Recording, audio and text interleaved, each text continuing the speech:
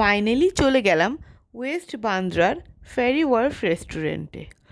এই রেস্টুরেন্টটি সি ফুডের জন্য স্পেশাল, তার সাথে আপনি নর্থ ইন্ডিয়ান এবং চাইনিজ দুটোই পেয়ে যাচ্ছেন। ভেতরে ঢুকে দেখলাম রেস্টুরেন্টটির অ্যাম্বিয়েন্সটি দারুণ, বাইরে এবং ভেতরে বসার খুব ভালো অ্যারেঞ্জমেন্ট আছে। তো চট করে আমরা অর্ডার করে নিলাম দুটো রিফ্রেশিং ড্রিঙ্কস, একটা হলো সোলক্যাডি আর আরেকটা ফ্রেশ লাইম সোডা। সোলক্যাডিটা নারিকেল দিয়ে তৈরি, তাতে একটু স্পাইসি ফ্লেভারও আছে, খেতে খুবই দারুণ এবং ডিফারেন্ট টেস্ট।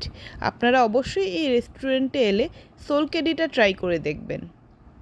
তারপর আমরা স্টার্টারে নিয়ে নিলাম সুরমই মশালা ফ্রাই ফিশ আর নিয়ে নিলাম লবস্টার বাটার গার্লিক। দারুণ, রেসিপিটা অসাধারণ ছিল। বাটার এবং গার্লিক তার সাথে একটু কোকোনাটের ফ্লেভারটা খুবই দারুণ ছিল, জাস্ট ওয়াও। এই ফার্স্ট আমি আর আমার বর দুজনেই ফার্স্ট টাইম লবস্টার ট্রাই করেছি, খেতে খুবই ভালো, টেক্সচারটা খেতে চিংড়ি মাছের মতো ঠিক। তারপর নিয়ে নিলাম রুটি আর railway mutton curry. Railway mutton কারিটা খুবই সুন্দর খেতে, একদম লাইট গ্রেভি আর দারুণ ডেলিশিয়াস। এরপর শেষ পাতে নিয়ে নিলাম ডেজার্টে আমরা নিলাম ক্রিম ব্রুলি।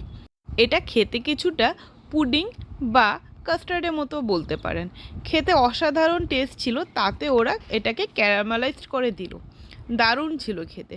ওভারঅল রেস্টুরেন্টকে আমি 10 on 10 দিলাম, দারুণ। অবশ্যই মুম্বাই এলে এখানে খাবেন আপনারা।